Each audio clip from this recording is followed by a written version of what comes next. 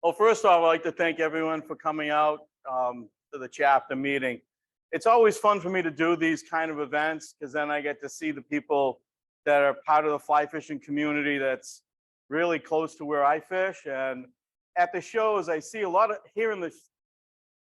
familiar faces that I've seen over the years at the shows. I've been doing the show circuit for, I think, 36 or 37 years. Yeah, it's been a long time. But I enjoy it so much. That's why I keep doing all these things like events like this, because I love to share what I've learned over the years, both in fishing and fly tying. And that's what we're going to get out of it tonight, hopefully, that you'll learn at least one item of interest. That's all I want. So a show of hands. I know we have a lot of people out in the internet that's sitting there. So a show of hands, and if you can get a count, how many are saltwater fly fishermen here? Oh, wow. We got more than 50%. And how about trout fishing or even freshwater? Oh, so we got combos. We got a lot of combos. I love this. This is great. Okay. So first thing to note is what we're going to talk about tonight is about the estuary, the beach, how we're going to fish the flatwing, right? That's saltwater stuff. I want to tell you something is that what you learn from trout fishing and swinging wet flies and streamers are similar to what you're going to carry over into here, okay? And I'll give you some tidbits of where the differences are, which are very important to take away, okay? But this is where the fun begins because you can transition. I have a presentation that I've done to clubs that basically it's coined the saltwater guy goes to Yellowstone. And I'm going to tell you, fishing here in the salt and transitioning to Yellowstone is quite an interesting conversion. It really is quite interesting, especially when you're going to try to swing streamers in the Madison or in the Yellowstone. It's a whole different game. Anyways, so let's move on. Let's start off by saying most fly fishermen need to understand the equipment that you need when you enter into the salt. Where a good 80% of you already have a good knowledge base of getting into the saltwater fishing arena. I make a list of, especially I have a lot of newbies that come out with me and go fishing. So I send them this list of what they actually need to make a day enjoyable. And one of the top things that I'm always preaching is safety. So whenever we go out, I always ask, I'm a boomer. I'm going to be 66 in March. So I have a waiting staff and I'm proud to say that I use it every once in a while when there's, boulders and stuff. So always take a waiting staff. And if you know you're going to go to a spot like Sandwich Creek down in the Cape where you fall in, you're never going to come back, especially if you have waders. I would highly recommend having a life jacket with one of those automatic blow up so that you can float back to shore. So safety is always a big concern. Some of the basics here, from a standpoint of what I'm showing in the pictures, I have my car set up so that rods are easily accessed. They usually come out pretty quickly, especially when I'm guiding. I usually get, 2 or 3 people that don't come with any gear. So I got them waders and boots and rods and everything to make the day enjoyable. But the most important thing is not about catching the fish. It's about learning how to catch the fish. And I'm going to go further into how we can do that.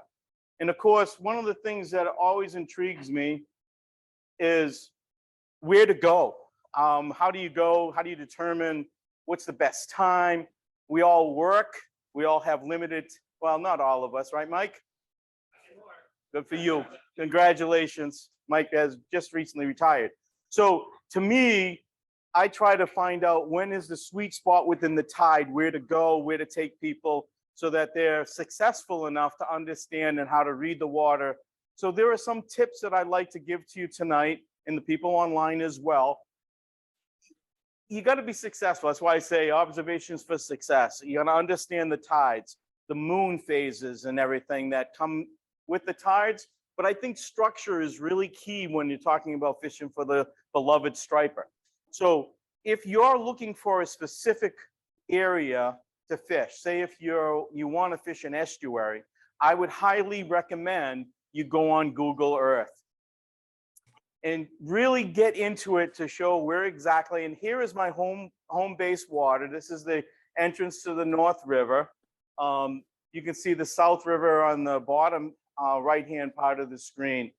But I love taking topographical look of the geography and where, because these maps are absolutely on spot, perfect. Even right down to showing where the spit is over there. And that's exactly what happens. This whole area that goes right out to where those boats are lined up, that is a beautiful seam line during high tide. You can go fish. So when you blow it up and you look at it, it gives you a good indication. But everyone asks me, Joe, how do you get out there and how do you fish it? Where do you park your car? That is the ongoing issue we're always faced with. Where do we park the car and how do we get to the spot, right? All I can say is make friends. Just make as many friends as you can where you want to fish. So go to Google Earth. It will help you out tremendously picking those spots. All right, so I talked about tides about a minute ago. Tides are our friend. Use it as your friend because you only have a short window of time in order to get out there and fish. So use those points of reference on a tide chart that will make you successful in those areas where you want to fish.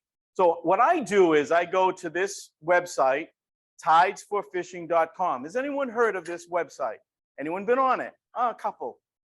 I got to tell you, this is a phenomenal website. It really gives me a go-to picture of exactly what the highs and the lows of the tide.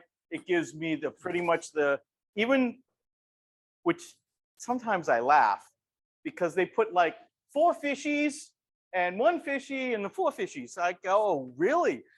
I guess they're determining that those points in the tide are the best time to go catch the 4 fishies. Well, I tend to not agree with that, but it's okay. It gives you good guidance, but I tend to not agree with their 4 fishy theory because I've caught fish in Duxbury at low tide more than you can ever imagine because they're sitting in that pocket water that feeds out to Duxbury Bay.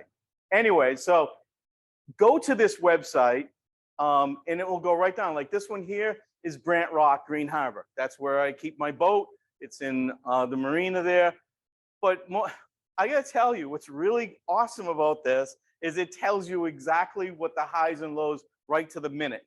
So in Green Harbor, where my slip is, if I get there on a mean low tide, my slip is like, I only have a basic 1.5 feet to get out at mean low tide. So it means I got to get out sooner. But anyways, this is a great tool to use. I highly recommend you go to it. So I'm going to talk about estuary. I'm going to talk about beach fish. I'm going to talk about all the areas that are where stripers would, promulgate, chase bait and feed. But I'm going to talk about the estuary right now. I talked about safety is key. I'm the first to admit it. I have fallen many times. So you have to be prepared. Now, I'm going to tell you this. I have a stripping basket on. I've got my wading vest. I've got my wading staff. I got my fly rod in hand. And you step off and you fall off the edge of an estuary. The first thing you got to do is unclip that stripping basket immediately. Because that basket is filled with water, is going to be about 20 pounds. Okay? So if there's one thing I'm going to have you leave with tonight, make sure you keep that clip right where your free hand is going to be. Recording in progress. It's only $80 or a Beano for $50 or whatever. It's well worth. I'm telling you. I'm telling you. And unclipping that, one time I couldn't get it unclipped. Oh, it was a struggle. But anyway, so I'm going to tell you something about the estuary that's very important. When you're in the estuary, you've got to be able to be there at the lowest tide possible. Explore those banks that show where the undercuts are going to be, because that's where the stripers will most likely be, because that's where the bait will be, right? So if you look at the top left-hand picture, you can see these cuts that are in the marsh. This is a picture out in the South River Marsh where I walk sometimes, and I've got very short legs, as you can tell. I can't leap, I can't jump, but sometimes I'll bring a plank because I know I want to get to a spot, and I'll leave the plank out there for the season to cross some of these cuts. So that's just a little tip. So this is mean low tide over in the North River in a spot that I love to fish in the bottom left-hand picture. Hopefully everyone on the Zoom call can see that. I love showing this picture because look at the undercut that's in the middle of that bank. That undercut is where a lot of the bait fish will hold up, even during a low tide, even during no swing of the tide. They'll hold up right in that spot. And then, of course, there's a spot, the U bank up in the South River, this spot on the upper right-hand corner.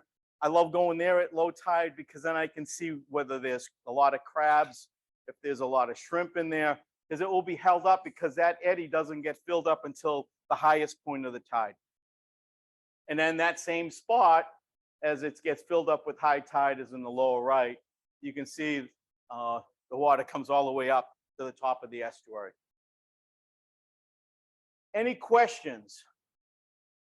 Anything that you can think of? Okay. Anything online? We good? All right. So the other thing I love to fish is river mouths. I mentioned Sandwich Creek, which is a small creek, river mouth. It used to have it used to be larger at one point. When I was younger, it was very wide. There used to be boats up in the back there. This is the picture of the North River where I love to fish off the spit, and you can see the entrance to the South River in the middle of the screen. And then Fourth Cliff is on the upper left-hand corner. And then there's Sandwich Creek, and then there's Scorton's Creek, and then there's, I mean, you just go down the coast, there's a lot of those waterways that dump in full and come in. Well, what I'm really interested in is where is the standing waves? Because at the mouth of every river, those standing waves are what's going to cause you issues when you're fishing. Those standing waves are, anyone surf when you were a kid? Who surfed? Oh, good, we have a couple. This is great. I surfed too. I went to Nantasket, did Egypt Beach. Oh, crazy stuff. But anyways, the magic number is 7, right? To catch the biggest wave. It's either 7 or 8. I like 7 because why? There are 7 stripes on a striper. If anyone says they're 8, that's a little hinted one. But it's really important to know that those standing waves, when you're casting, especially in the mouth of a river, and it's an incoming tide, there's a lot of energy. So just be careful of that kind of wave structure. So when you're casting, always cast after the 7th one, and then you can cast in between, but always work that large wave to your favor because you're going to outflow as well. Next is finding the structure. I love fishing off jetties and rocks. I think structure adds a lot of dimension to where the stripers love to reside and feed. So really looking for structure is key. And one last thing, when you're looking at jetty structure, please be cognizant of the fact that when the tide comes in, make sure that you can be able to get off of that structure, okay? Over in Marshfield, there's a spot, Truant's Island. I've gotten caught out there a couple of times. My car won't come back out. You gotta wait another hour or so before it recedes off the marsh. That's if you have a 4-wheel drive with big tires and you don't worry about getting salt. But anyways, just be cognizant of the tide when you're out on the jetty or out on an island, okay? Next. Come on. Come on. Here we go. So at any point in time, people say, I only like to go fishing, when the tide is running 2 hours or running, half tide to full. And I go, you could fish anytime. Any time of the tide you can fish. Of course, there are spots that work better during the certain times of the tide. So I'm going to show you this little video. I'm having lunch. This is at the back river, not in Weymouth, one down in the Cape near Katomet. And let's see if we can play this. Please play. Technical difficulties. Why is it not playing? Come on. Here we go. There we go. So I'm having lunch, and it's the bottom of the tide, and this is in the back river. And did it play out all through? So you could see it's so low in there, but the bait structure, I'll do it again. Come on. Please.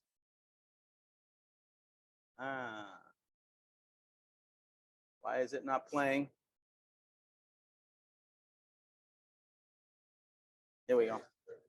So you can see stripers are working that backside of that railroad, and they're decent bass. And that is dead low tide, and the current is not really moving all that well in there.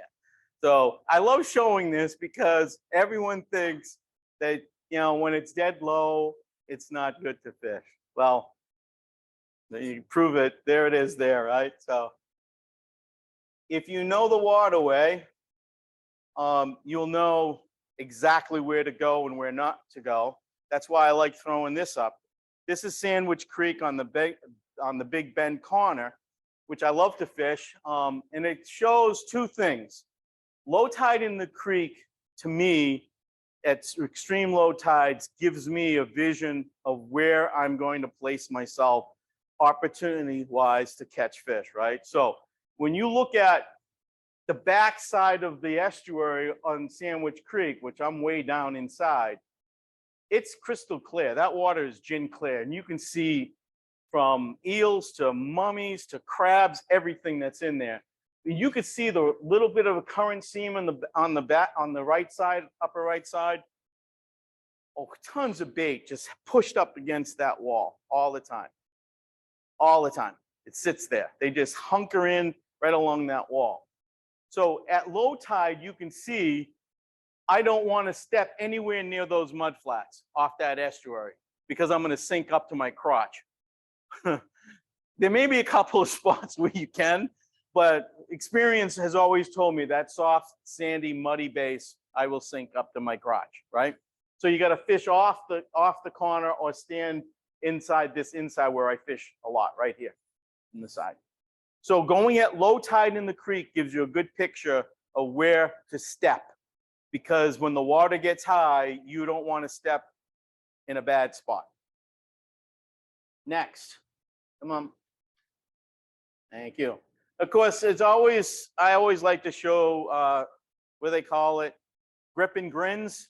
So a little grip and grin, a couple of my clients. And you can see these here are all river and estuary fishing, decent sized bass, really bright bass that we can catch right local in your own backyard. So when you take, in the new moon, you want to go visit during the worm hatch, you have to find those special spots. There are a few of them. This picture here is one of my favorite spots out in Chappaquiddick. I've had very fortunate luck over the years in fishing the new moon on Chappie with the worm hatch. But I'm going to tell you what's important is you can see at low tide where the current is swinging, coming back in with the left picture here. See how it swings in and creates that current seam along that wall in the backside. And then the right size picture is when it's dumping out. Now, when you read the water, especially in a salt pond, you've got to make sure where you're standing and then where you're going to cast to present the fly in that current properly. Because if you stand way too forward, you won't be able to get that swing that you need to come into that current, right? So go there at low tide. You can see exactly where you're going to be standing because you can read the water as it comes in, and then when you can see how it's coming out. So I would stand literally where my picture is, where I'm standing, took the picture, and I will cast, because it's dumping out. I don't have to make no more than a 20, 30-foot cast. I lay it right in there and I let it swing in the current, and it will go right into that seam all the way down in there. And they gather up all along that rough water seam. You can see the soft water, and then you can see the rip line.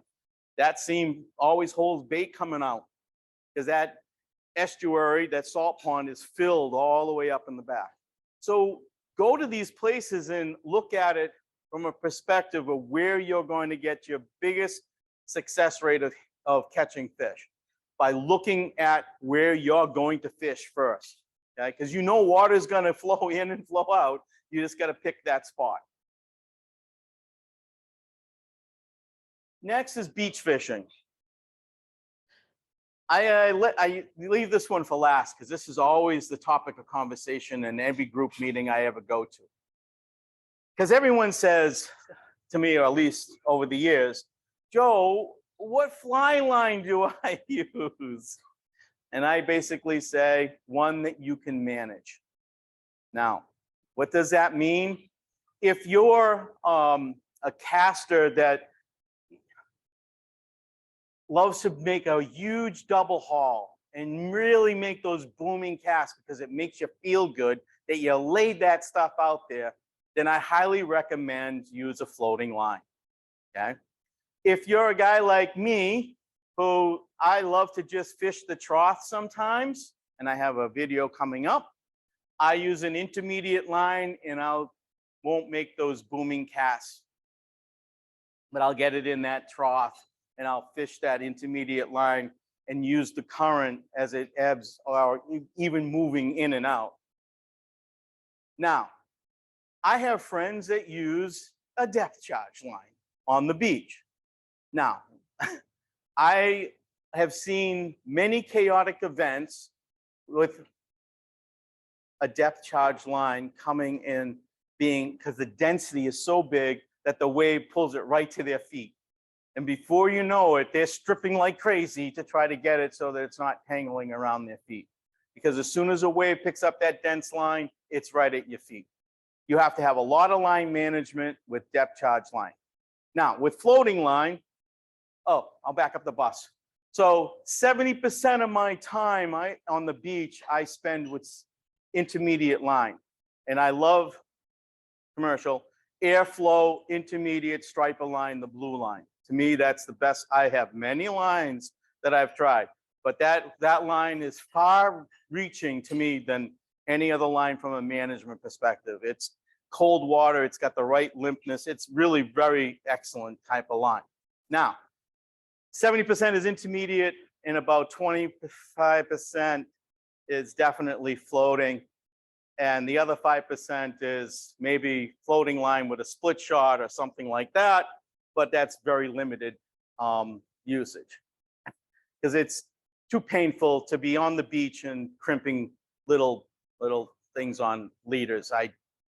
But I have it in my repertoire because it may be needed to get the fly down a little bit, but most of it, 70%, maybe even 80, is intermediate line.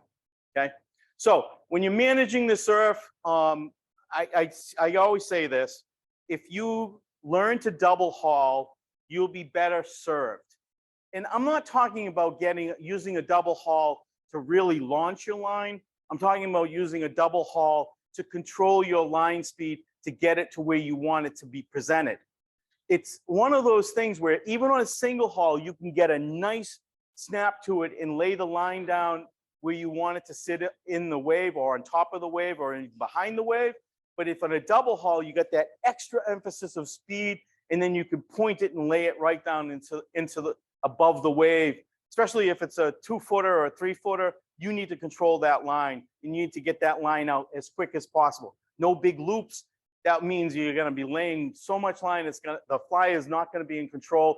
Your hand is not going to feel if a striper even hits it, because there's going to be a big mended loop in there.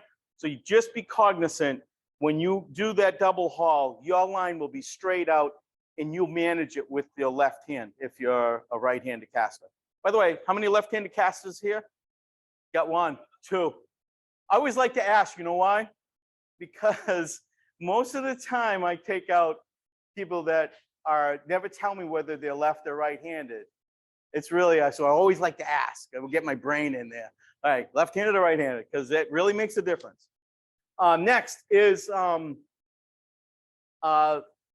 the wave set. We already talked about. Line management is the key to the success on a beach. And I'm going to tell you, stripping basket is a must on the beach.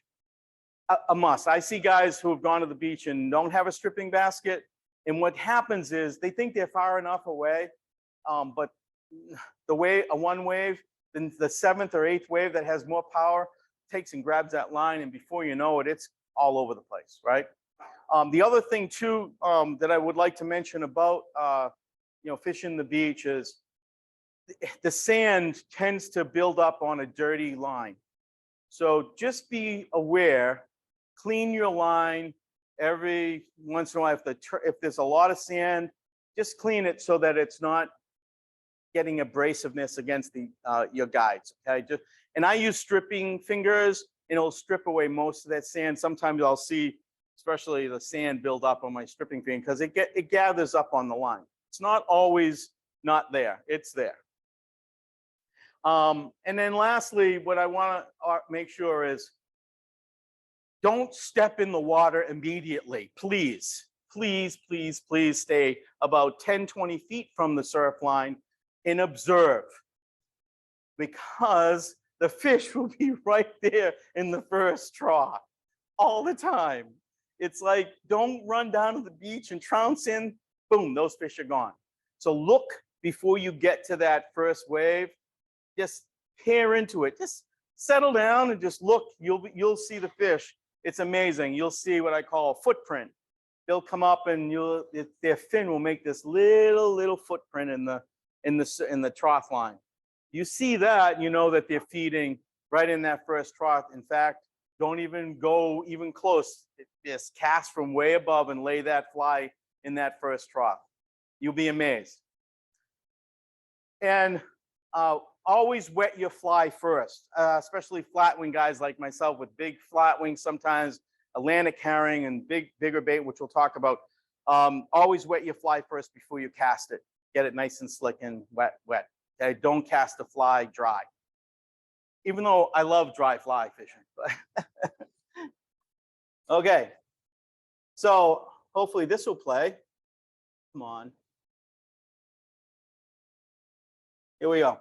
So here I am walking along the beach, and oh, I see birds way down there, but right at my feet, the fish are breaking, right? I'm telling you, this is very important. Your brain sees birds and you want to go running down the beach. Right? No, think about it. They're right at your feet as well. You don't have to jolt down the beach. They're right there. Literally, you can see the fish are breaking right here, but there's hundreds of birds down here and they're all on fish. But right here at my feet, I don't have to run like I didn't get to look this way because I do a lot of athletic running down the beach. So that's another good tip. When you're running down the beach, you can see, they're right there. That's no more than 20 feet. Just lay the fly in there. You'll have a good time. Another big thing is birds. We talked about seeing the birds in the last video. I was down the Breachway in Rhode Island, and I took this picture a long time ago. Those are gannets. I don't know if anyone have ever seen gannets, but I got to tell you, they're spectacular.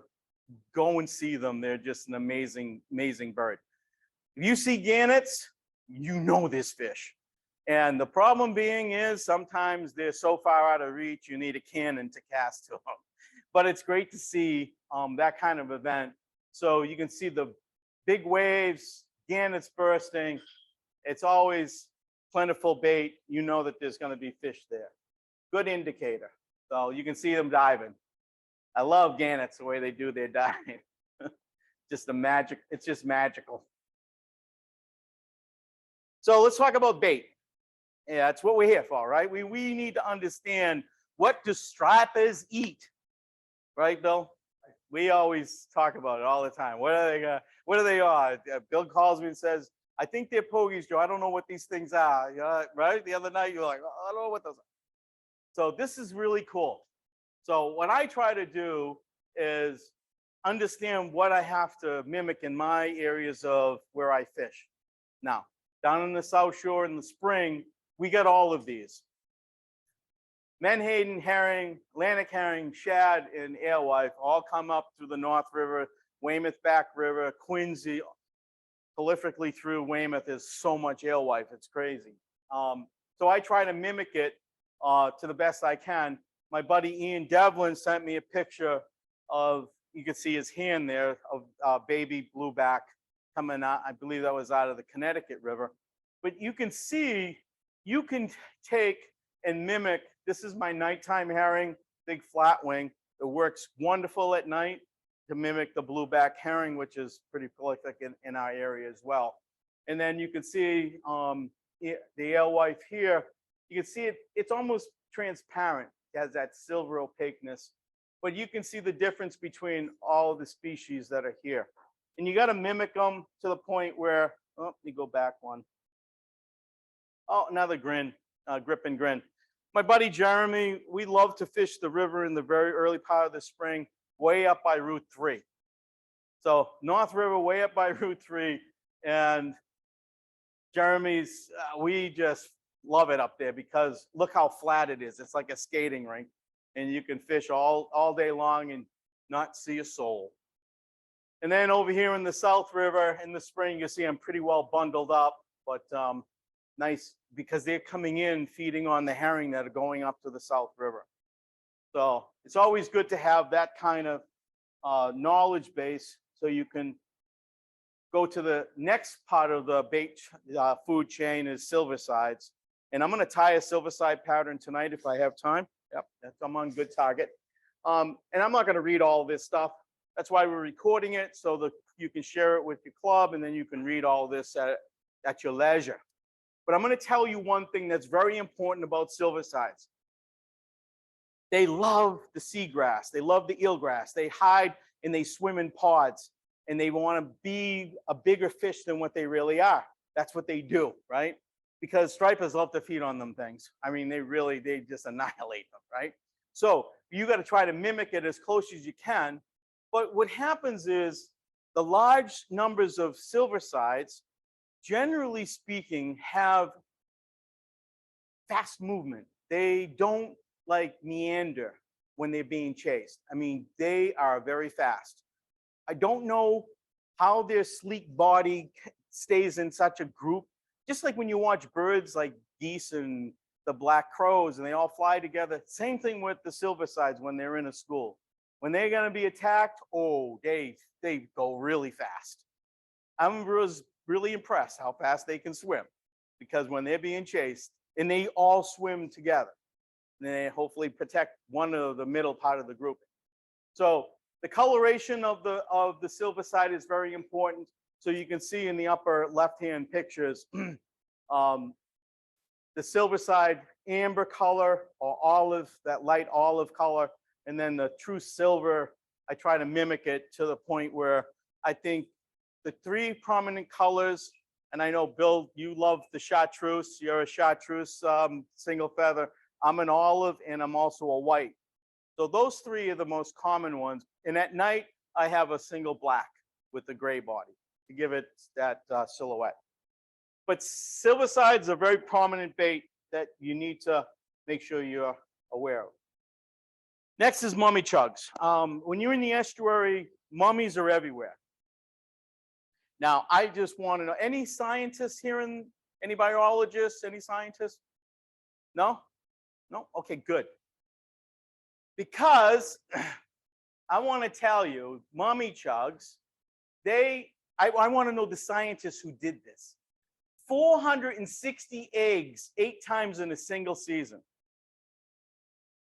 Who sits there and counts 460 mummy chug eggs? I just want to shake their hand. I really do. Because I could never do it. But anyways, 8 times.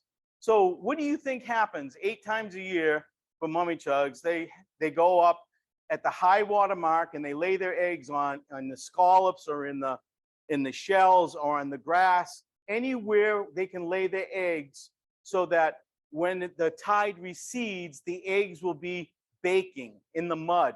And they will then, on the next swing of the tide, that's why it's 8 times, because 8 times during the warm water season, they will hatch these eggs. And that's why when you go to the estuaries at low tide, you see these mummies everywhere. Now, in the left-hand corner, that's my son Tim's hand, and he's 6'2". So that mummy chug is female on the right-hand side. You can see how she's all egged up. And I got there before, 3 days before the new moon tide, which is the highest part of the tide, and I captured her and a bunch of others.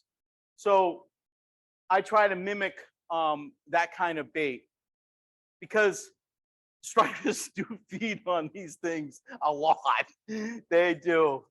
Whoever tells you that they don't eat mummy chugs because they're mudfish, no. I no. They eat them, because I know, because I was with Northeast University with Charlie Lemieux about, I don't know, 25 years ago, and we had the girls on board, and we were catching stripers, and we were taking tubes and putting them down and sucking out of their stomach the bait. And what was in there, along with Atlantic herring and a few other species, but mummy chugs. You could see them clearly. The mummies were in their tummies. So anyways, and then there's a male and female. You can see the difference between the two. Next is eels. I have my representation of the American eel up there in the raffle. If anyone cares to see it, that is the representation of the American eel. And I'm not going to go through the whole Saragossa Sea, and they leaf fish, and the Saragossa Sea is way past Bermuda, and they go from all the way there, all the way up to us in the North River, and in rivers. I can't believe how much they swim, and they come all the way up. They're an amazing species. And the albers, which, this says feed and grow, they turn olive green and yellow underside. Well, that holds true for when they get a little bit bigger too. And they stay in the adult stage from 5 to 20 years. Pretty amazing, right? So why do you think stripers love eels? They think they're candy. Because they're the way they eat, the way the American eel eats and where they go, it's top of the line prey for them. Stripers love them. So what I really want to take away from here is the one thing: when you fish an American eel, it's like fishing a nymph for you trout guys and trout ladies, excuse me. So when you're fishing an eel, it's slow and slower, because eels only come into the water column from the bottom only when they're being chased. And have you ever seen an eel try to swim real fast? It's literally like a snake in the grass. And they're trying to do this and move, but they're not too fast. They're not fast at all, but they're on the bottom. So that's where you want your fly to be, on the bottom. Get it down slow and deep, okay? So that's when I use a depth charge line, or I'll put an intermediate with a drop sinker on a 10 to 12 foot leader. Crimp it up top, let the belly go down. I want that eel to swim on the bottom as I slowly strip it in through the current. Now, eels love eating mollusks. They love crabs. They love mollusks. So anytime you find a mussel bed, anytime you find any of clam area where there's clam and clam shells, you will find eels all the time. Okay? Next. Any questions? Any questions from online? Not yet? Jeez, I love this. This is great. Okay, so shrimp. I find shrimp fishing, if I'm get my trout hat on and I want to go fishing for stripers because I don't want to drive 3 hours to go out west. And it's only a 7-minute walk for me to go to the Herring River. Literally, I'll walk from my house and my wait is 7 minutes and I'll fish and I'll go striper trout fishing with shrimp. But this is the trick. Each area has special shrimp. Buzzards Bay, Buttermilk Bay, I fish shrimp that are almost yellow tinted. I have pictures if everyone's interested of yellow shrimp, pale yellow shrimp. I go into on the vineyard, and the shrimp, grass shrimp there are translucent. They got little specks of black and they're translucent. So you really got to understand the shrimp species that are in your waterway. And you're probably going to say, well, how the hell do I find these things? I'm going to tell you. So when you see on a high tide, always go at a high tide, because what's going to happen is, I call it the flotilla is going to come into the river, right? Bill, you know, you've seen it. So the flotilla of weed and yuck and guck and all sorts of stuff. And what happens is it'll float and all the shrimp will come in underneath. And they'll hunker down underneath all that mess, the flotilla. And what you got to do is get in your waders and sometimes up to the tippity top and reach and try to grab that flotilla and drag it slowly so they don't escape, and then flip it over when it's close to the shore. Then you can actually see the size. Now, I fish size. You can see in the picture, see the little shrimp in my hand with the little baby Asian green crabs? These are size 4. Size 4 shrimp.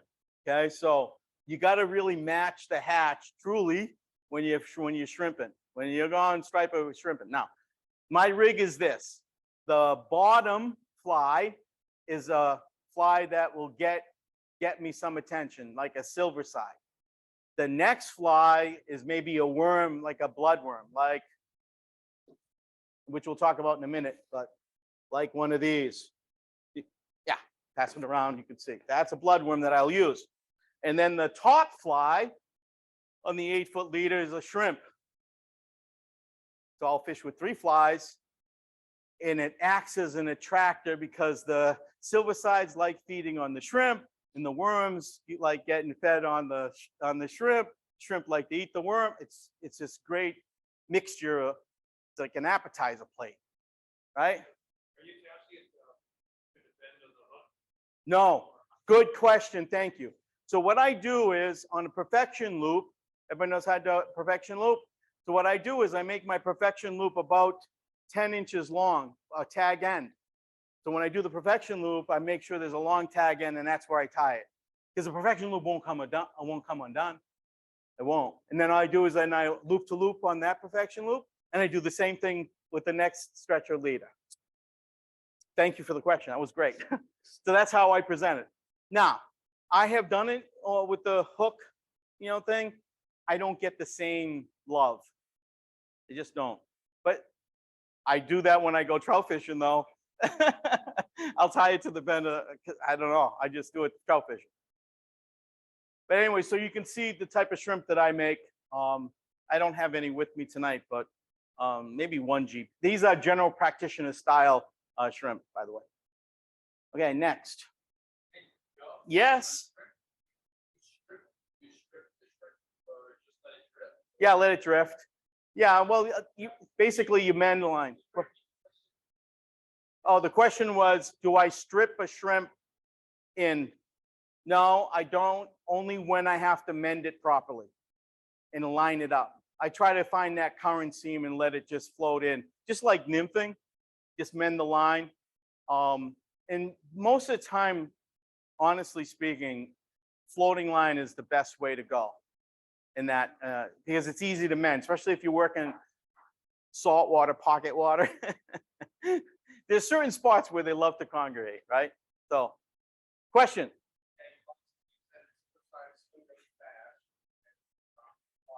Yeah. Right, because what, all right, great. So I'll repeat the question. So the question came in that I mentioned that silverside swim very fast, but yet when I'm nymph fishing with the shrimp and with the worm, how does that work? So it acts as an attractor.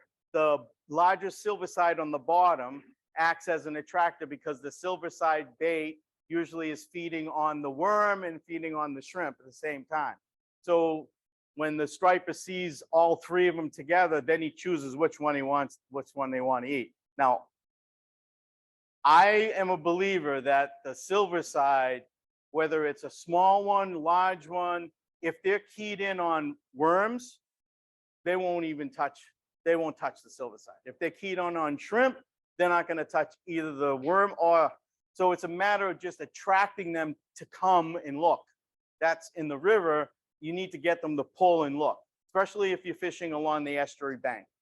That's a great question, because I've always seen, especially in the river itself, where a lot of the shrimp are not in the middle current line. They're always tucked in against the bank. So you're always working that bank fishing because that's where all the bait fish and everything reside, including crabs, which is another prominent bait that stripers are feeding on as well. Okay. Did I answer your question? Okay. Thank you. So the green crab originally came from Europe. And it says it arrived in, of all places, Narragansett Bay. Do you believe this? I'm like, wow, came in from Narragansett Bay? All these green crabs? But this is what they say, and I gotta believe it. And that was approximately 200 years ago. So they came from Europe, and now they are everywhere. The only thing good about crabs is that these green Asian style, European, whatever they call them nowadays, they are everywhere. It's the only good thing because it feeds so much. It has ruined some spots. In my opinion, like down in Buzzards Bay, there's a couple of spots where years and years ago when I was a kid, there was hardly, there were a lot of spider crabs, a lot of crabs that you could eat, big blue crabs. They're gone.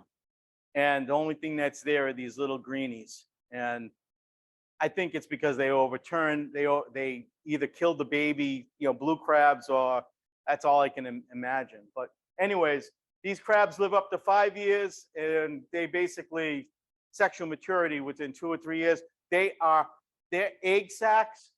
Oh, look at that's this picture here. Top, guys on Zoom, top right, orange bottom. That's an egg sac. So if you ever see a crab, and usually it's around June-ish time frame. You ever see a crab, flip it over. I'm going to tell you, step on it if it's egged up, okay? Because even though there are so many of them, we've asked in the North River, we've asked for commercial guys to come in and commercially fish for the green crabs. There's so many of them. It's pretty large. And you can see, Ian Devlin sent me a picture. That's a baby crab right there on the end of his finger. And they're just everywhere. And here I am, and you can see dead low tide. It's in June. I got just a shirt on. It's beautiful, and I'm fishing a crab fly right there in the South River. And all of this eelgrass, all of these pockets, you can see some of the holes, all crabs, all crab holes. And that's the stripers come in, and they just literally pick off the crabs. Oh, good question. So how I fish it is slow and deep and give it a fast twitch because that's how they act. Or if I have what I call my fighting crab, it's the claws are up and they're trying to pinch away at, protecting themselves, and I just let it sit there. If I see a lot of crabs that are just like positioning themselves to feed, then I'll put on the fighting crab, the one with the claws up, because they just sit there and they're feeding. And then stripers will see that and they'll just come by and pick at them. So two ways: fighting crab, let it sit, hold the line tight, and then the other fast strip, settle, pause, and just give it a little move and then fast strip, settle, pause, and the striper will chase it and hit it. And the colors I like, green, of course, but I also like to do the orange thing in it as well. Next, worms. I just passed the worm around, right? I gotta tell you, when you're on a clamworm hatch or even, bloodworm hatch, which is a fly that I just passed around, it's prolific. They key on very specific size, very specific movements. And of course, I love to make them short and stout, not long, super long. I've had more success with the short ones. They seem to, I don't know, look like this more than stretched out long. Like the guys who you tube and worm. You guys know what tube and worm is, right? Big, huge, yeah. So anyways, I like to use the shorter ones. And of course, they're everywhere as well. Great bait fish. Then fishing in general, most of you people understand the theory behind, swinging the line, controlling your line. I love this picture. Wfish.net contributed on this because it's a great picture of when you're standing in the water, how to present. When your fly sinks to upper left and it comes down through the current, you can see how it swings and goes into what I call that feeding mode. But you always got to keep your line taut.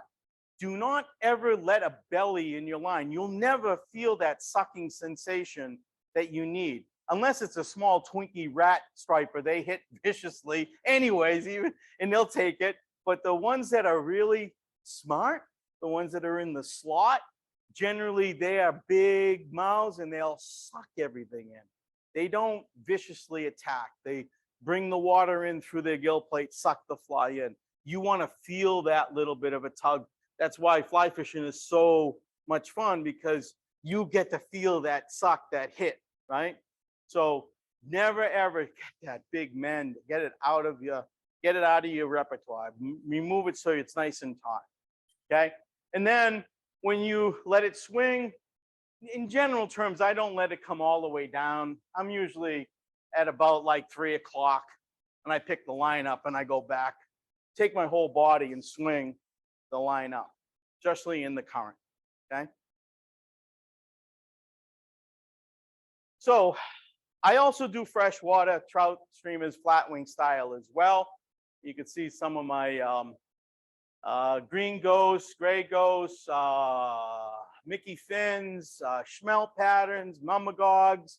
I got them all, but I tie them flat. I don't tie them like the Rangeley style. I just tie it flat. And the reason is, in my opinion, there's a lot more movement when you have that feather in the flat. It just seems to really undulate freely in the water, as opposed to sandwiching them together and being stiff, and you have to make a lot of motion. Again, I didn't get to look this way because I do a lot of stripping and underarm and doing all the jazz. I let the water and the fly do the work for me. So I do freshwater as well. And then lastly,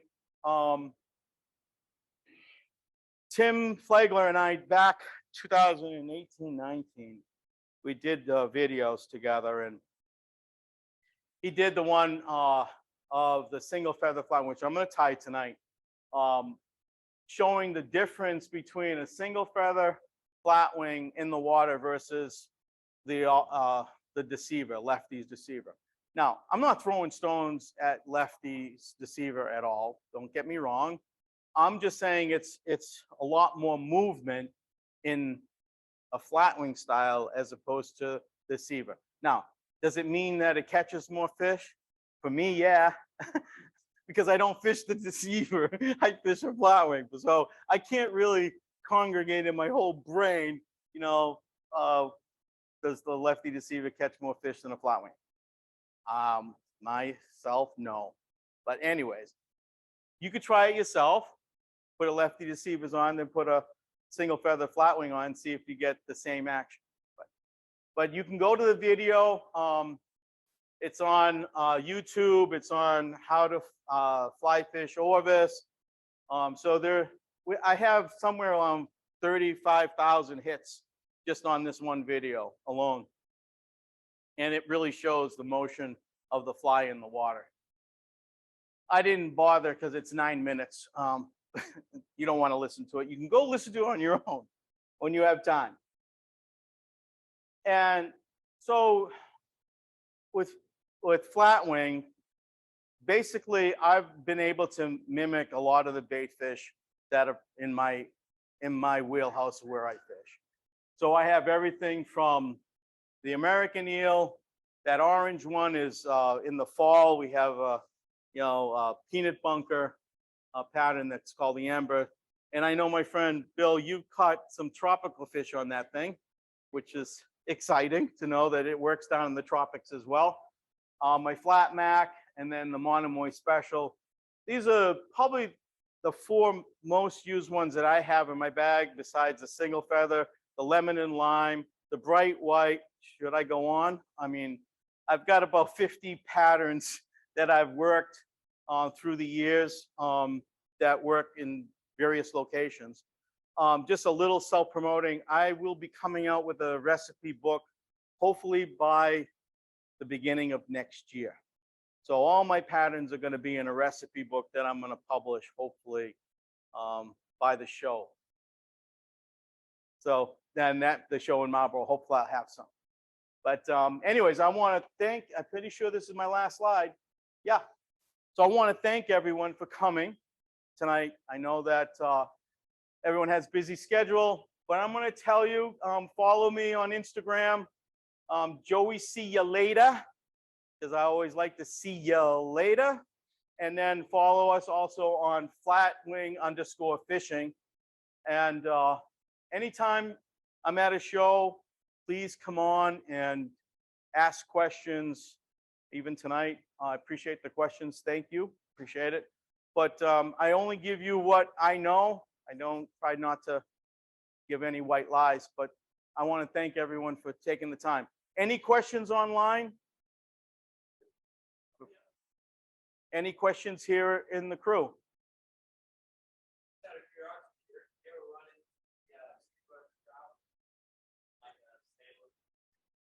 Down at Red Brook. The question was, do I ever run into salters?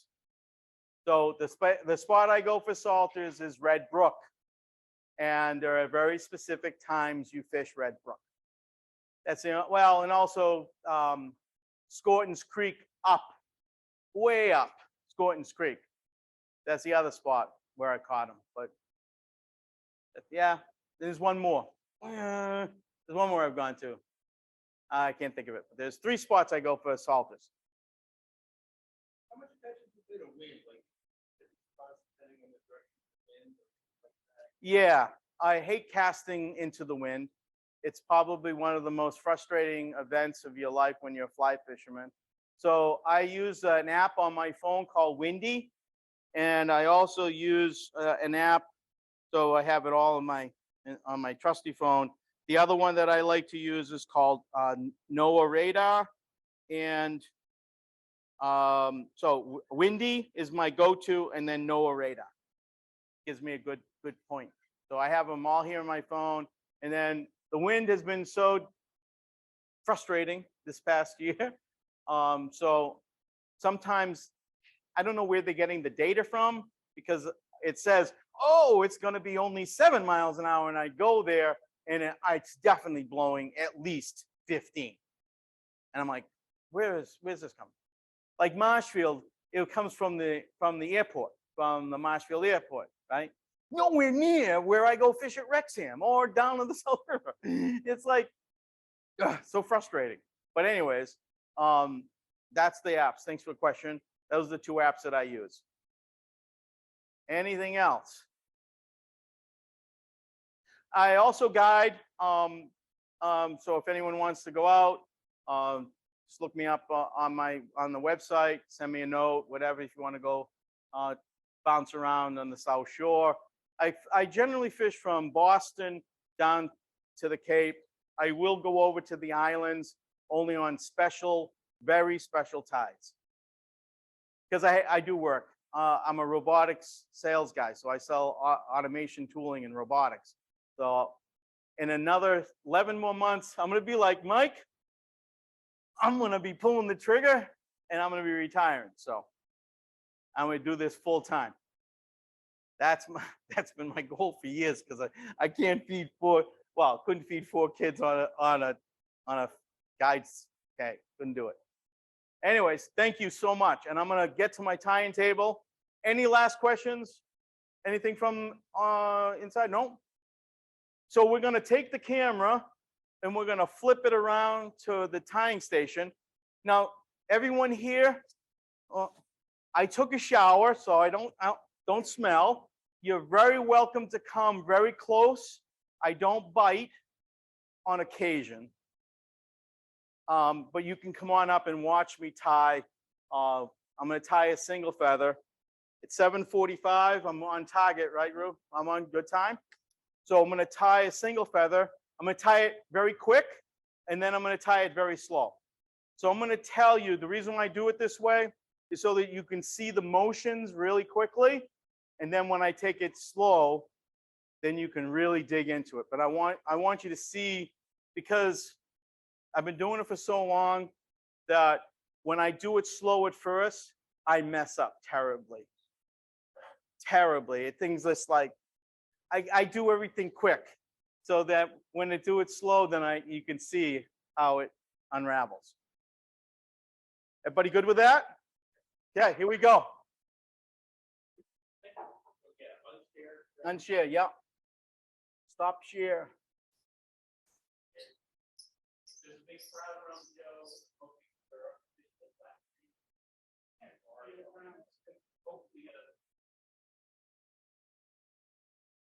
Now, am I going to share? We're going to share this, right?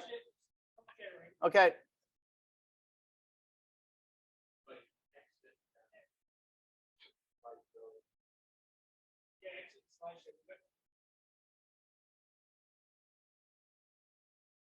All right, let me exit this.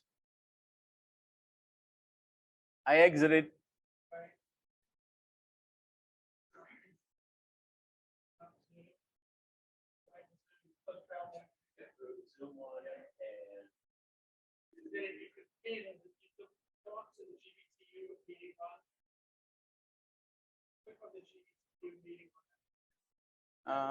Where is GBTU?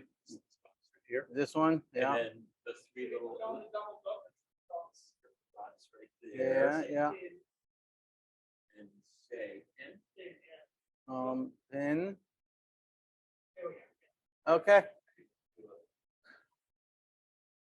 So the people online can hear me as well? Will they be able to hear me as well? Yes, they can. Okay. You're welcome to come on up.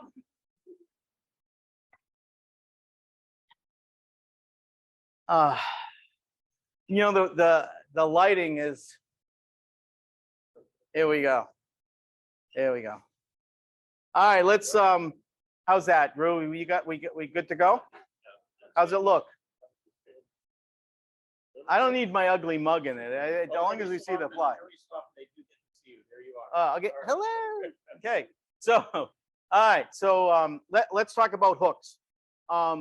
This hook is an O'Shaughnessy style short shanked hook, and it's an L253 eagle claw hook. It's an O'Shaughnessy shank hook. You can see the difference when you put the hooks up against each other, especially for you trout guys, 2X, 4X, 6X, 8X. That's the length of the shank, right? So this is an O'Shaughnessy shank, very short hook. Why do I like a short shank hook? It swings better. It really swims nicely. A long shanked hook I'll use for squid. I'll use for my lobster. But anyways, most flatwings, 95%, 97%, all on a short shank O'Shaughnessy hook. Because of the center, I'm a mechanical engineer by schooling. So everything is mechanical in my brain. So short shank hook makes it easier for it to swing and to lay it down. Thread. I love using Uni-Thread 3.0. I also love 6.0 for the smaller patterns like the shrimp and such. But Uni-Thread has always been my go-to thread. I've tried thousands of different types of thread, but Uni-Thread is the best. And I'm going to show you why. Maybe you can see it. See when it's relaxed. Look at the fibers open up. This denier opens up very well. And you're probably saying, well, what do you care whether or not it opens up or not? It's because when I tie the technique of the flatwing, it makes it so that it grabs the material relaxed. And then when you pull it tight to cinch it, it really tightens down and it really is strong. It's a super strong denier, okay? So thread is pretty cheap, $3 for a spool. They come in all various colors, chartreuse, pink, yellow, orange, black. Comes in all the different shades of colors that you'd want. But I'm going to do the silver side in using a white thread. We're just getting you larger. Larger. This is what I need. Now I need to be larger than what I am. All right. So what I like to do is always come in and start my thread and overlap and come all the way down. And where you stop the thread is very crucial. And I stop the thread right at the tip of the hook. So that's my datum line. You know, that's where I know that I'm not going to be able to click the thread and, you know, break it off. So that's my starting point. Is your light dimmable? Yes, it is. Can we put it down like 20% or so? See if it was kind of a little, I think is that better on the screen? Yeah. Okay. Good. That better? Yeah. Can Maybe. you still see? I think I. Okay. Bucktail 101. Okay, folks. I always ask this question. How do you know if it's a male or a female bucktail? Bucktail always think it's male, right? You're a buck male. But I get you, there's a lot of doe tails in this group. They don't smell any different. They smell like mothballs because that's what I store them in because of bugs. But you can never tell the difference. But I do know one thing. The bucktails, the real male bucktails, are generally larger. Generally speaking, even though I've been told that. But anyways, so bucktail 101. The sweet spot of a bucktail, well, yeah, this would be good. You can see where I've been plucking from the sweet spot of the bucktail, just like a golf club, a baseball bat, what else? A fly rod. There's a sweet spot in the fly rod when you cast it, right? So there's a sweet spot in the bucktail. What that means is it has the right length, it has the right feel, the right fiber, and down at the base it's closer to the hide, so it's a little bit more hollow, right? It's not as hollow as deer. Who's spun deer hair? Anyone spins deer hair? Well, you know, when you spin deer hair, this thing goes boom, like a big huge blossom, right? Well, we're going to use the base of the bucktail. It won't spin like a deer hair, but we're going to use it as a support mechanism to hold the feather flat so it won't foul. Follow along? So I'm going to take from the base of a white bucktail, and everyone's going to talk about proportions. I like to make the length of the feather somewhere around 1.5 times the length of the hook, 2 times the length of the hook. So I pinch off, always cut close to the hide. Never cut in the middle because you always want to cut as close to the hide as you can when you're tying, because then you get the most efficiency out of your tail, right? So I grab a punch. This is a lot more than I would ever want, but I'm going to give you as an example. What I do is I take and pick out about that much. I'm a Yankee. I don't throw that away. I save it. And what I do is I size it all up. I don't put a hair stacker in. That's about the right taper. And I go 1.5 times, 2 times. They're about, yeah, bingo. I've got the spot. I'm going to make a mess. Is it okay, Rue? Yeah. Yeah, we got a vacuum? Okay, going on the floor.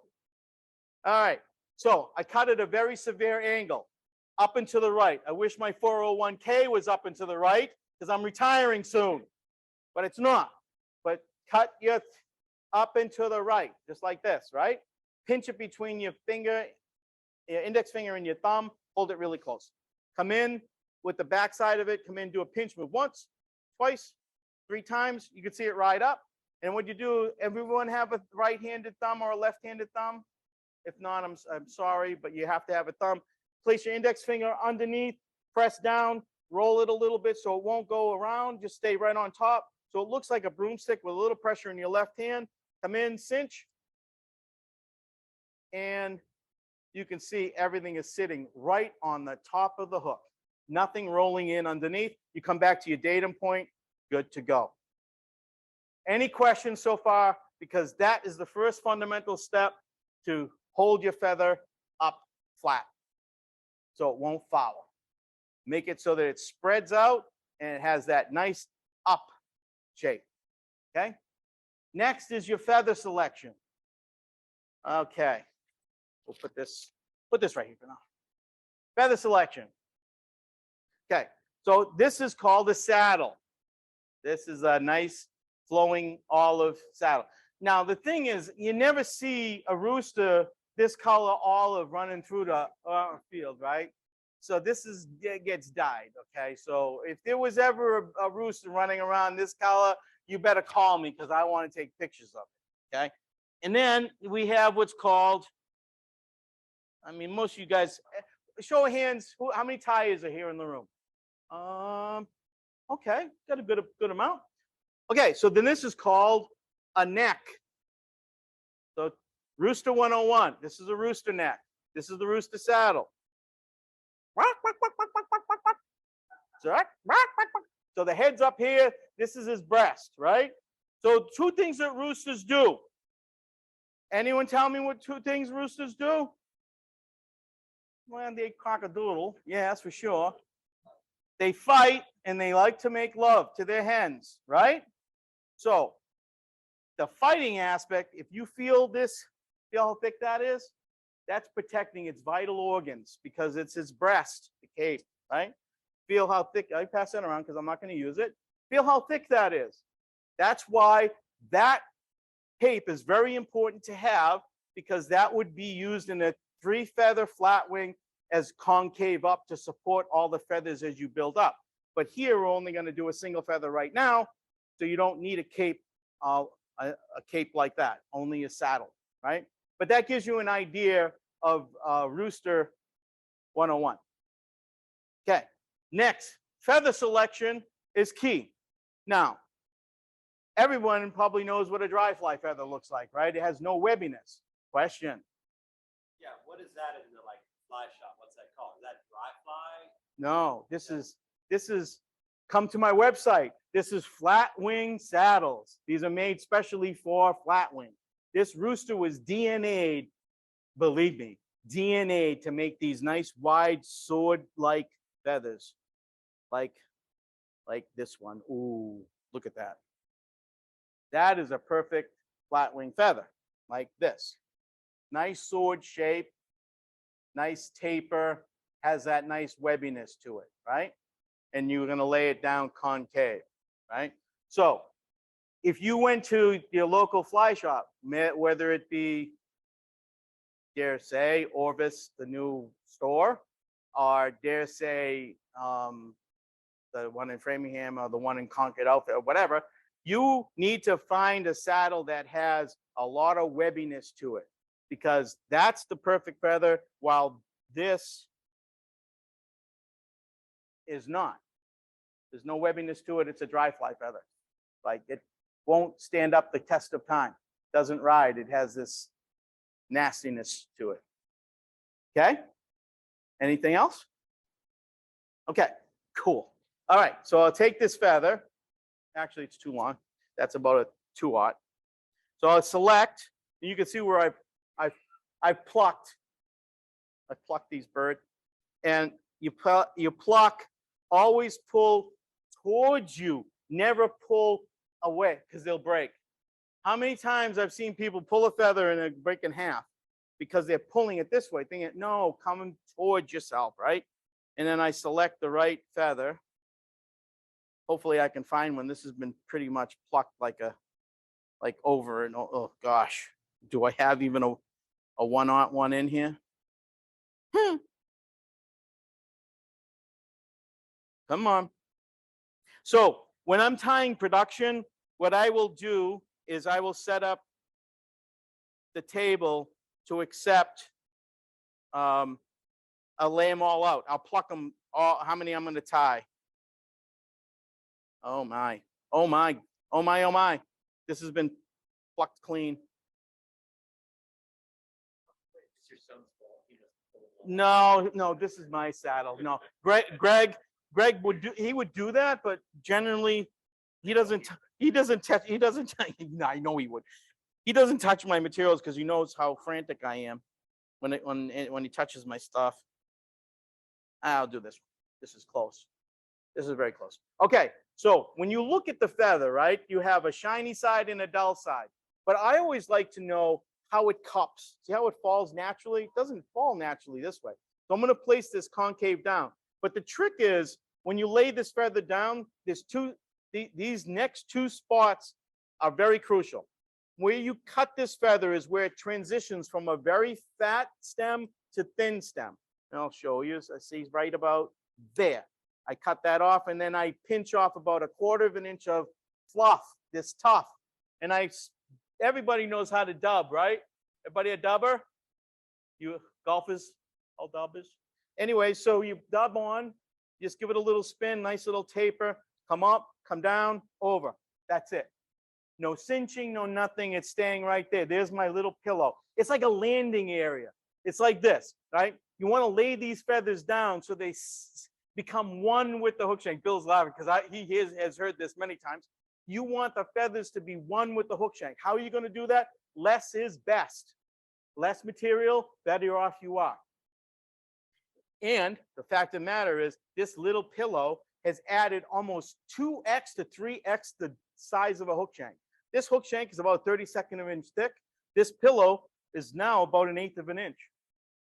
So we got a nice area, right? But always leave a little bit of the fluff because that's what you're going to lay this down, concave down, right over the top. And what you're going to do is just hold it in place, do a pinch move, come over, done.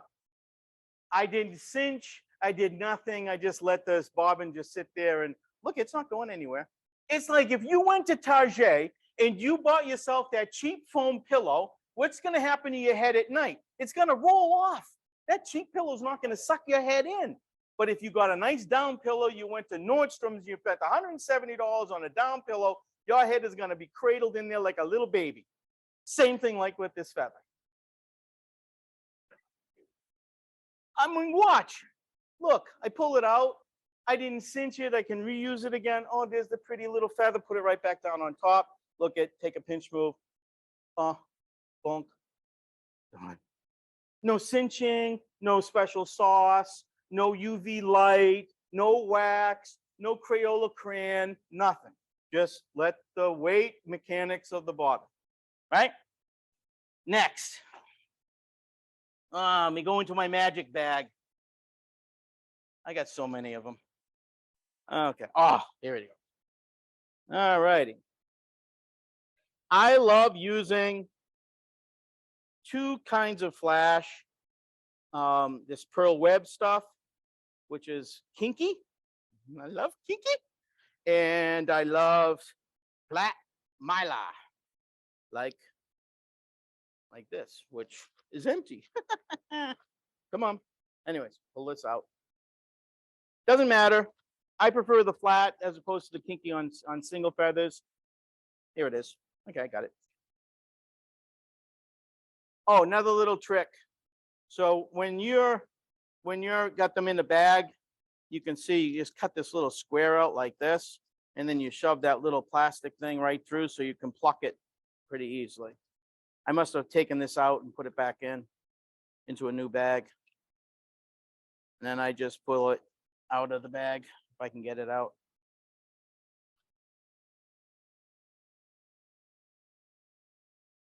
And then I grab about 4 of these. That's it. You don't need much. Again, less is best, right? Trim, trim, make it straight. Come in right over the top. About 4 of those, which make 8 because you cut it in half. Right on top. Lay it along. Okay, next. Then you grab some Bill's body braid. Now, I'm going to tell you a little secret. You probably heard me say this over and over again. Bill's Body Braid is the #1 braid in the market today. I'm going to tell you, you go to Michael's, you go to any of those crafty stores, it's garbage. This stuff is the best. Don't waste any effort. I went through the learning curve. Please, just go buy Bill's Body Braid. It is the best. It's the ultimate. No? Say again? Fireworks? Never heard of it. I'll have to look for it. Thank you. Okay, then I'll take your word. Never, no. First, anyone here fireworks in the room? I've never heard of it. No one's ever came to me. So thank you, sir. Appreciate that. I will go and look them up. So anyways, then you grab some of Bill's Body Braid. And I cut off about, 10 inches or so. And this is the little trick. So I used to tie salmon flies. I don't any longer. My fingers can't handle it. But the little salmon tier's trick is the end of your fingers are very sensitive. It's probably, there's a couple other spots in your body that are very sensitive, nerve endings.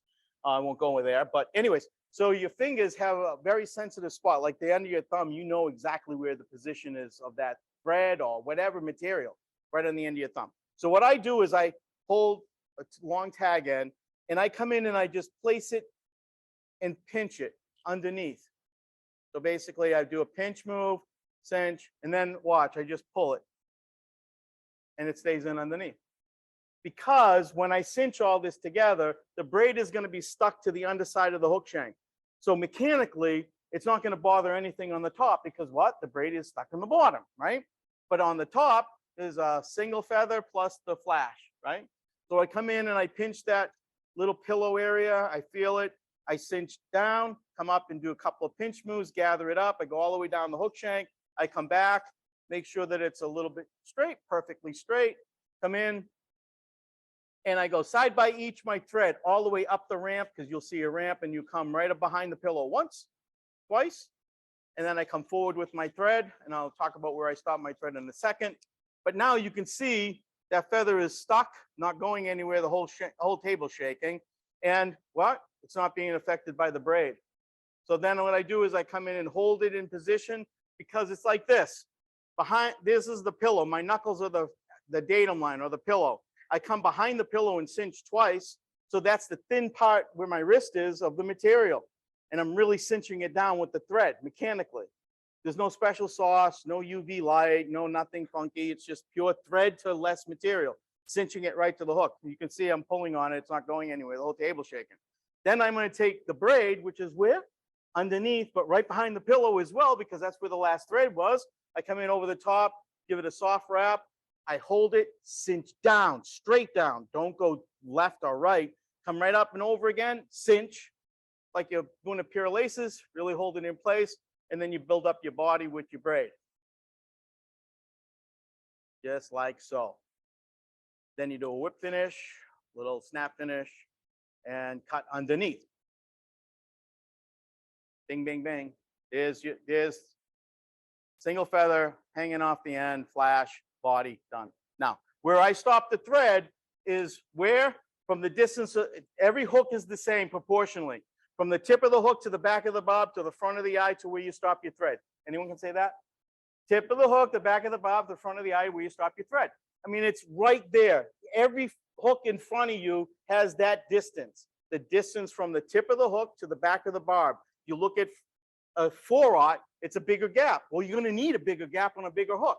So all that's doing is right there in front of you, telling you, I need to be that far away so I don't encroach on the eye of the hook. Okay? So I bring it back. Perfect. All right. Next. Any questions? No questions? Okay. Questions on board? We're all good. Oh, we're all good. We're in the internet land. Zoom land. Okay. So now then we go to the sweet spot of the bucktail because that's where it has that nice soft fiber. And you can tell certain, that's why I brought a few of them out. Okay. Selection of your bucktail is, to me, somewhat crucial. If I was doing a sand deal, I want something like this, very soft. Feel that, pass it around. I'm not going to use that one because I would save that for my little sand eels. Nice and soft and subtle, very, very, you can feel the thickness of the fiber. Here, I'll pass one around to show you feel the difference. Here, feel the difference in thickness as that's being passed around. Feel the sweet spot of the bucktail. I like to pick for a silver side something that's not soft and supple, but something that's a little bit stiffer and maybe a little bit kinkier, a little bit not so straight. So something of a magnitude like this. It got a little bit kinkiness to it, got a little bit solid, more material. So I'll use something of this tail, right? And then what I do is I cut it close to the hide. Again, a pinch. Again, I do the same thing. Oh, and then I rotate my vise. If you don't have a rotating vise, then you're going to have to take the hook out and flip it around. And if you don't have a rotating vise, I highly recommend that you go and get one. And Regal Vise, little promotional stint, they're the best vise in the market, in my opinion. This vise is a bulldog. It will, and I'll show you in a minute when I break this thing out, it will hold a hook and bend it in half without popping. So anyways, take the bucktail that you pick from the sweet spot, size it up so that it is about the same or slightly longer than your support hackle. You know where it's going to be, you pinch, bing. And what I like to do is a little bit too much. So let me pull out some of the rats. Oh, this is perfect. Size it up. Oh, perfect. And again, up and to the right. Like I said, wish my 401k was up and to the right lately, but it's not. So down we go, butts right straight down, come in and do a pinch move once, twice, 3 times, and you can see it's now being held up. I love the shape that this is in because it's got a little bit of a gap there, which is perfect. And what I do is I just rotate my vise and I bring a nice soft, and all I do is I just take my index finger and I roll it so that it gives me 3/4 of the hook shank with that material. And then I cinch it. Come forward and back to that same spot because I got to go. Oh, yeah, that's perfect. Then I grab some yellow, very sparse amount of yellow on top.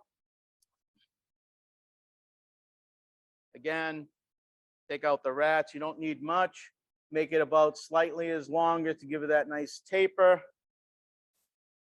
Right on the top. One, two, roll it so it goes around the hook. Shank, so it gives a nice little conical shape. Cinch, come back. When you pull some of that out there, is that to get rid of the shorts? Or Yeah. is that just? Yeah, to get rid of the shorts and remove the bulk. I don't want the bulk. Less material is better. I'll show you. So what I do is when I pinch the right amount of material, I know by feel, okay, so this is about the perfect size, but you can see there's some rats in there. And all I do is I pluck them out. I grab the tips. The tips I grab and then pull from the backside and get rid of those. And then I just have this amount. That's all I need. You can see right through it. That's all you need. That's what I have here. Less is best. Okay. Yeah. I mean, you got to really trim it back. You select it, cut it, and then pull it from the tips out. I mean, I save some of these because if I was going to do a size 1 or 2, I'll save those. I have a bucket that tackle box. I put all the colors in and save it. I'm a Yankee. I'm cheap. You know, so I just save all that stuff because I'm going to throw it away because I know I'm going to use it. Then I'm going to grab some silver mylar flash. Oh, I'll use this special stuff. You can't get this stuff. At least I can't find it anymore. It was made by Guide Bro, the guys who make the rod stuff, electrifying stuff. I only use it on special occasions because that's the last of it I'll ever see. And about 3 pieces, adding up about 6. And then I just give it all. And then I'll show you a little trick, another salmon tires trick. So what I do is I have a little short tag. And what I do is I come in, I don't care how long it is. I just come in and give it a slight, not a full cinch, just to hold it. And then I pull, get it out of the eye of the hook. So you're not cutting anything. I'm not putting the scissors anywhere near thread or anything. So I just pull it, get it out of the way, and then I cinch it down. So that saves me all sorts of grief. Perfect. Then next I'll grab some olive, do the same thing.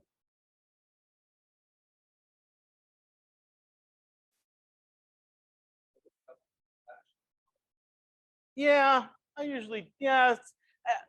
So the magic number is anywhere between 4 and 6 fibers for the flash.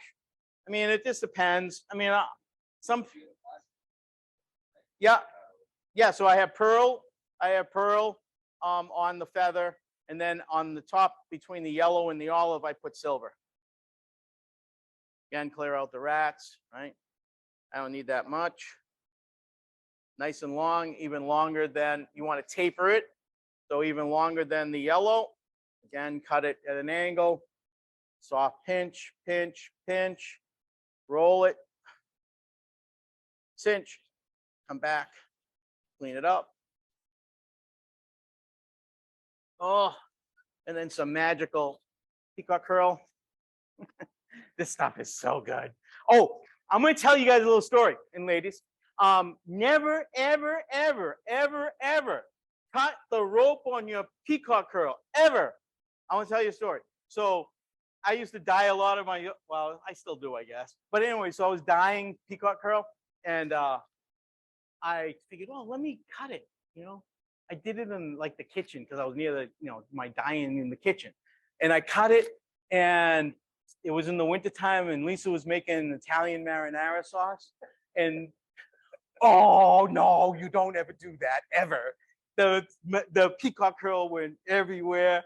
It was like static cling, wound up in the ravioli sauce. Oh my God. She was like, oh, it was so bad. So never ever cut the rope, and always keep it in a bag like this, because I'm going to tell you, it'll save your marriage. I have another story too. So when I first started dyeing, I never died, but I dye. Yeah, DYE, I dye feathers and all sorts of stuff. So I threw 100 bucktail in the bathroom tub. Yeah, guess what color? Claret. And guess what? I had to run to the pool store to get the acid, and I had to clean the tub. Lisa was gonna divorce me then, but she didn't. I'm married 44 years happily. But anyway, so she's salt of the earth. And so, anyways, when you pluck, everyone online, when you pluck your peacock, always, I know, that doesn't sound right. When you pluck your peacock, where you gotta grab the tips and pull out, straight up. And to me, that's the amount you want to pluck. I say 7. I grabbed a little bit more than 7. And you're probably saying, Joe, why 7? Again, less is best. And there's 7 stripes on a striper. It's just like, I know when the when the skunk grass is 3 inches high. It's just those things that nature gives us, right? I don't know. I can't have an explanation for it, but that's just the way it works. Have you ever gone shad fishing? And you know the shad are there when the skunk grass is like 3 inches and it's starting, and they come in like all the time. Anyway, so then I'll take, this is a feather. So what I'll do is I size it up so it's the same length as the olive feather. I size it. Ooh, ooh, ooh, ooh. Thumbs work. I'm right in over the top. Bingo bongo. Spread it out. Oh, that looks nice. I'm in. Lock it in. Come back. Next. Last. I did have it. Okay. All right. There it is. So this is called jungle cock. Yeah. Grab it. Everybody, this is the most natural set of eyes you can buy. A jungle cock bird. They're hard to get, but if anyone is interested in procuring a bird of this nature, just let me know. I have some in my car. I have 17 capes in the car. So if you're interested to want to go through them, because everyone's very specific on what they would like to use. So I'm going to pluck out a couple of size ones. This is a little bit larger than what I want, but I'll take them. So this is a grade C cape, and I grade all my capes that I get. They're very hard to get, but I grade them all, and it's because they're split. These feathers are called nails. I don't know who came up with that, but I'll just go along with it. They're called nails. Maybe because your nail or your finger, I think that's the only thing I can think of. It looks like a fingernail type of thing. So anyways, you see they're split. It's because the poor bird didn't have the mojo. For some reason, it didn't eat the right food, didn't create the right oils, didn't create this beautiful feather. Have you ever seen this jungle hawk that's beautiful, like a double A? I have a few. I've had a few of them. Oh, they look fake. They almost look like they've been molded. They look so gorgeous. I mean, they got such an unbelievable hue, color to it. So what I do is I grab some of my mojo juice. I'm so happy that this stuff came back on the market. It's called Wonder Wax, comes in this green tube. I've tried every kind of wax imaginable. I've even called wax companies and bought wax and tried to mix it to mimic this because they didn't make it for years. The son of the original owner of this has come back and makes it now. So I'm happy as a pig in mud because this is the best stuff in the world. And I sort of heat it up a little bit. This stuff is, I don't know what he does or what's the formula, but I'm going to tell you it is, in my opinion, again, everybody has their thing, but Wonder Wax is mine. And so what you do is you just wet your thumb with the wax a little bit. Everybody on, folks? See? Then what you do is you take, I'm going to do one at a time. So I'm going to take the one on the left and I'm going to go swipe it through the wax. And you're going to do the comparison. And, oh, looky hooky. Can you see how tight now with the wax? And it gives it a nice coating. Nice. And it also helps you stick it where you want to stick it on the fly. Who would have thought, right? Because it has the right tackiness and has the right everything. Swipe this one through. Oh, and look, they look the same. Because I've never seen a bait fish with two different size eyes. It's true, right? I mean, it's the way it is. You never pick one from one side of the cape and the other. You'll never get them to match. As my friends in Woonsocket would say, side by each. Pick them side by each, right next to each other, because that's the way God made this bird. Side by each, you pluck them, okay? I said pluck them. So come in very softly against to make the pupil of the eye stand out. Everybody has their way of placing these things. Personally, I love to show that pupil, and I'm going to do it again on this side so the people on the intranet, the Zoomers, hey Zoomers, place very nicely, softly, because it's a feather. You don't want to bend it, even though I'm called the feather bender. Come in and trim. Oh, tighten up. And oh, beautiful. And grab your Mattarelli whip finish tool because I keep my scissors in my hand all the time. I can't do that funky finger whipping. I have my tool. And I go bang, bang, bang, bang, bang, bang, bang, bang, bang, done. Trim. And I'm a pro staffer of, oh no, tell me I didn't put it in here. I didn't put it in here. Oh, no, I did, of course. Sally Hansen's wonderful lacquer. Now, I'm going to tell you, I've gone into CVS and I've bought like whatever they have in inventory. And the women at the front always look at me like, what are you doing with all that stuff? Well, I tie flies. I tie a lot of them. So I dab it on. It's quick drying. Let it dry for a couple of minutes. And you trim it so that it's about an inch or so beyond the feather, and you got this beautiful shape, because when it gets wet, it'll help have that nice taper, and you can see up its butt, because that will give it its conical shape. Because when you tie that material, I've never seen a flat fish in my whole life except for a flounder, but even then, it's got a little roundness to it, even though it's a flat fish, but it's got roundness to it. And silversides, they're round. They're literally got that oval shape. So you want to create that oval shape in the water. So when you let this thing relax in the water and you strip it, it becomes just like that. It's that it'll all gather up. Single feather flatwing. Bill, number 1. Chartreuse, number 1. Olive, number 3, white, and 4, black if you want to go nighttime fishing. But that's the single feather flatwing. Swims miraculously in the water, and it's a striper killer. Love it. Okay. Now, do you want me to go down real slow, or do you want me to do a 3 feather? Well, yeah, fast. If fast for me is that was fast. I mean, slow is each step very meticulously. Or I can do a 3 feather flatwing if you want to see how I lay down 3 feathers simultaneously. Show of hands.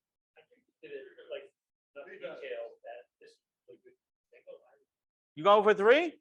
3? Oh, okay, let's go. Okay.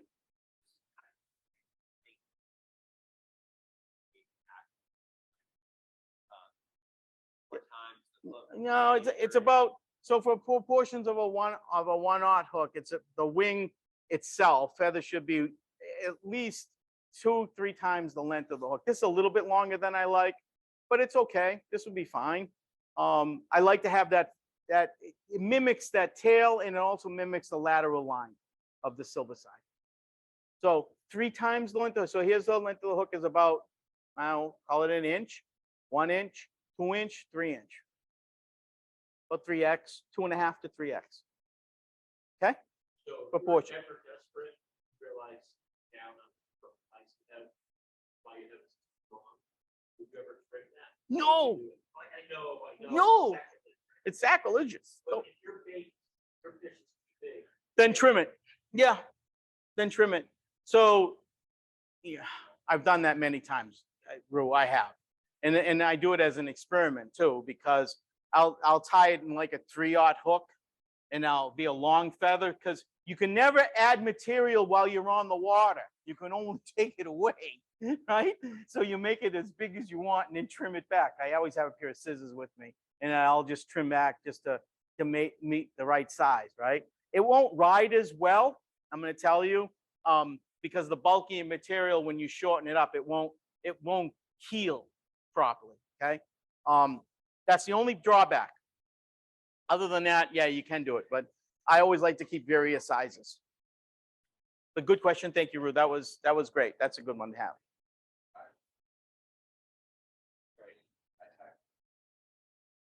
Yeah. All right. So let's do a 3 feather flatwing. Oh dear. Oh dear. That wasn't good. That's not good. I got hooks flying all over the place. Not good. All right, how are we doing on time on the internet? We okay? I'm gonna grab a 3/0 L253 3/0. L253 3/0. By the way, if anyone is looking for this specific eagle claw hook, I do have them in stock on my website. The one thing I don't have is the 1/0 laser. These are laser. Lasers. The ones I have are regular nickel plated. That's the ones with the M, not with the L. These are L253s. L means laser etched. Okay. All right, here we go. Yum, yum, yum, yum. Here we go. Here we go. Okay. So 3/0, you can see, is tremendously bigger than the 1/0. So everything is going to be tremendously bigger. About 3x, 4x the size, right? So again, I come in, give myself a longer length. Thank you. I come in with my thread, and now that's a bucktail. That's big. This is real big. And I come from the base, get some real nice long stuff like this, trim close to the hide. Perfect. I'll clean up the mess later, Rue. Oh, they do? They don't have a Dyson, suck it all up? Okay. So Now you can see what I try to do is get the shape that I want and the length.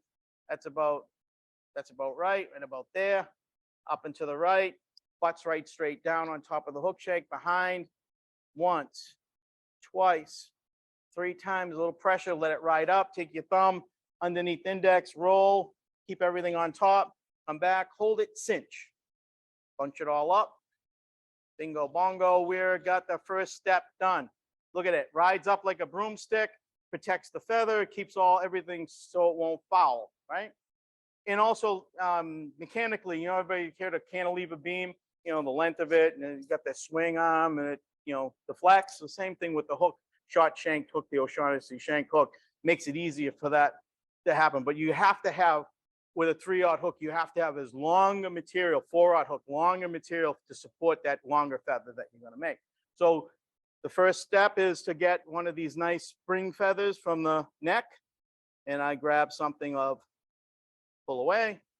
So I call it the spring feather. It's a neck because it goes like this. I put all the weight on it, goes point, all the weight, point, holds it right up. So what I do is I clear out a little bit of the fluff because I want to be able to see how straight it is. It's a very nice straight feather. I line it up with the shank of the hook, but I still leave some of that fluff, and I put it right over and hold it concave up, come in and cinch, and pinch move all the way down the hook shank, fold up the tag end, trim, and bring my thread back where? To that same spot, cinch it down, and it's riding up. All of the feathers are going to lay right on top of this concave feather up. It's going to hold it. As you'll see, it will keep it so that it will not want to foul. Believe me, I have bad casting days as well. I get excited when I see fish breaking and I come apart at the seams. See all of that happening. I got to cast. So this will help me keep my feathers from fouling, because sometimes I'll open up my cast because I'll see a fish break and I'll go, I want to go that way. And when the fish was that way, it's like crazy. So then I grab a nice white saddle.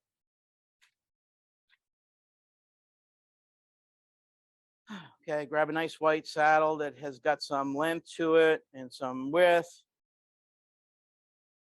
These are all, that's the other thing too. When you buy saddles, always look at the tips. See all the broken tips? What happened was this rooster probably got into a fight, or some of the roosters may have stepped on them and ripped out all the tips. Here, pass that around so you can see.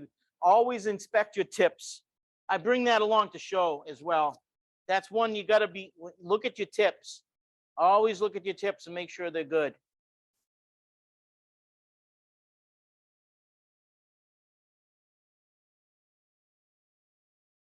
Okay, this will work.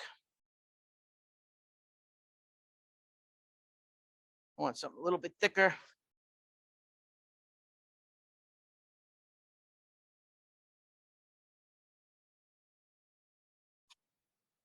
All right. Again, here's a nice flowing flatwing, sword shape. Got that nice webbiness to it to create that nice big bait. Trim with the transition of fat to thin. Pinch a little bit, do a little dubbing to create your pillow. And I'll overextend to show you, see how that's about the right amount, I guess. But I like to make sure that I have enough just for the pillow to be built up.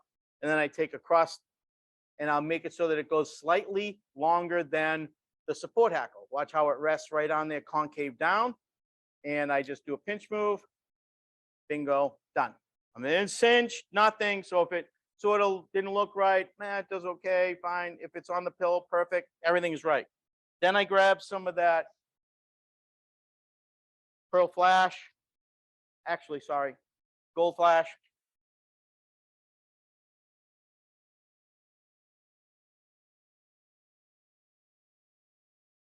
Now, this is Greg's doing right here. This is Greg's doing. He loves to pull this stuff out. My son, he loves to pull the stuff out and put it in clumps and aggravate me, because that's what kids do. Now, that is way too much. And people lay down this much all the time. That's way too much material. So I always like to count and say, oh, I only need about 4 of these strands.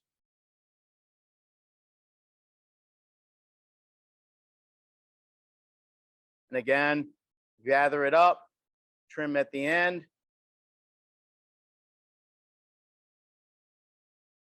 Sometimes in the winter, just like then, the static cling, it's too dry. So that'll be fine. Then I add some yellow. Do I have a yellow? Oh, yeah. Now, see all the tips are nice and pretty? Look, nice and pretty tips. Grab. I want something a little bit longer. Something a little bit longer. Oh, yeah, perfect. I generally make a mess, but, you know, it's just one of those things. Oh, yeah, perfect. Pinch, over, on, done. Then I grab some of this. You put this away in here. And then I grab some of this.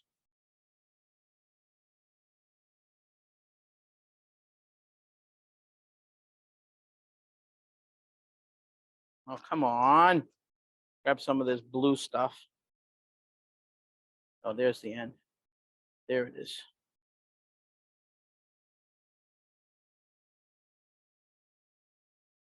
Why is it all tangling up? 1, 2, 3. Come on. Okay, perfect. Then take some of this blue stuff, blue mylar. Again, static cling. One little trick in the wintertime, always keep one of those static cling towelettes that you get for your dryer close by your material, because it will take the static cling right out. One of those little towelettes.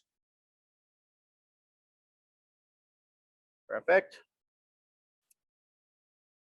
One little pinch wrap on the top, and then grab. I know I have a silver Dr. Blue in here somewhere. Ah, yes.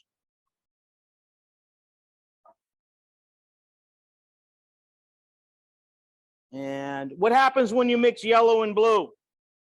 You get green. So when you have a fluorescent yellow and a silver Dr. Blue, what color you think you get?